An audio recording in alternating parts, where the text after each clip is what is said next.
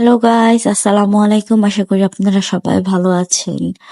সকাল 7টা বাজে এখন। আসলে রুহানির ক্লাস হচ্ছে 8:30 থেকে। ঘুম থেকে উঠে একটু বারান্দায় গেলাম। কালকে রাতের জ্বরে একদম দেখা যায় মানে প্রচুর পরিমাণে বৃষ্টি হয়েছে, যার কারণে বৃষ্টির পানিতে অবস্থা খারাপ হয়ে গিয়েছে, পুরো বারান্দা টারান্দা ভরে গিয়েছে। তো ঘুম থেকে উঠে বারান্দায় গেলাম। বারান্দায় গিয়ে গাছগুলাকে একটু দেখলাম, যেটা সবসময় করি আমি।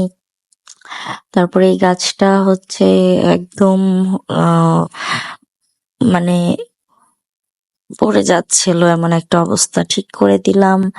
তো এইখানে একটু বারান্দায় দাঁড়ালাম অনেকক্ষণ।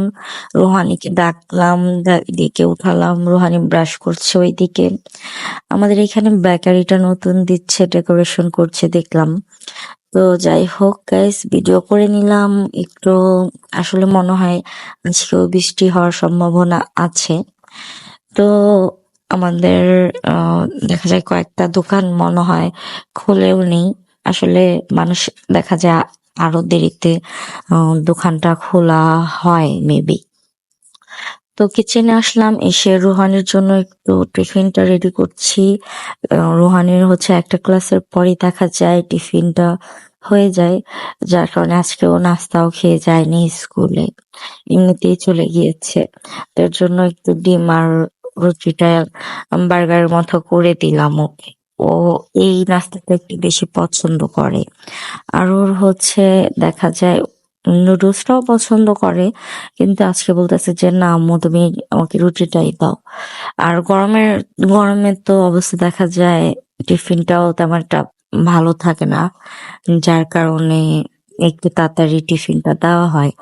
এটা একটু ভালোই করেছে বাচ্চাদের জন্য, না হলে খাবার যখন দিয়ে দিই দেখা যায় নষ্ট হয়ে যায়, খেতেও পারে না। তো আমি রুহানিকে নাস্তাটা রেডি করলাম, ওর পানির বোতলটা রেডি করে দিলাম। আসলে হচ্ছে আহ, যখন একটু মানে বেশি দুপুর টাইমটা কিন্তু অনেক খারাপ লাগে, তখন কিন্তু হালকা একটু ঠান্ডা পানি মতো, আসলে ঠান্ডা পানিটা খাওয়া উচিত না, কারণ এমনিতেও রুহানি একটু সিক, আহ ঠান্ডা লেগেছে, মানে ঠান্ডাতে তেমন খাওয়াই না। তো ভাবলাম যে হালকা নর্মাল পানিটা দিলাম, তখন তো বেশি ঠান্ডা থাকবেও না। তো যাই হোক গাইস, আমি বার্গারের মতো করে টিফিনটা করে দিলাম। আহ আসলে ওর এই রুটিটা খেতে অনেক ভালো লাগে, ও অনেক লাইক করে।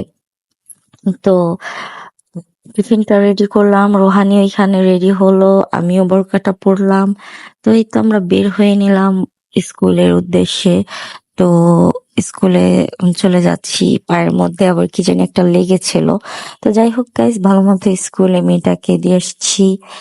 রোহানি আবার একটু ভিডিও করলো, হাই দিচ্ছিল। যাক, আমার মেয়ের জন্য সবাই দোয়া করবেন, আমাদের জন্য সবাই দোয়া করবেন। আমরাও আপনাদের জন্য দোয়া করি আসলে। আর আমার ভিডিওটা যদি ভালো লেগে থাকে অবশ্যই লাইক, কমেন্ট, ফলো দিয়ে পাশে থাকবেন। আল্লাহ হাফেজ।